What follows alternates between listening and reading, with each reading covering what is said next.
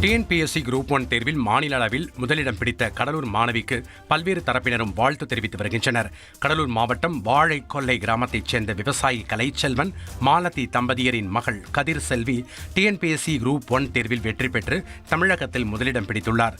தனது சொந்த கிராமத்திற்கு வருகை தந்த அவருக்கு கிராம மக்கள் ஆரத்தி எடுத்து மேளதாளத்துடன் உற்சாகமாக வரவேற்பளித்தனர்.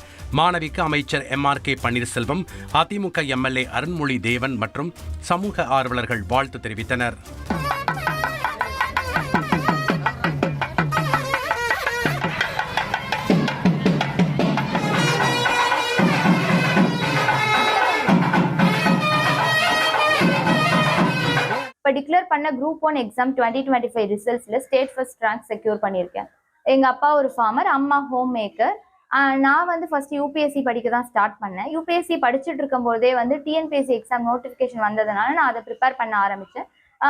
ரிலீஜியஸ்லி அண்ட் கன்சிஸ்டன்ட்லி படித்து ப்ரிலிம்ஸ், மெயின்ஸ், இன்டர்வியூன்னு மூணுத்துக்கும் தனித்தனியான ஸ்ட்ராட்டஜிஸை ஃபாலோ பண்ணி நான் இந்த எக்ஸாமை கிளியர் பண்ணியிருக்கேன்.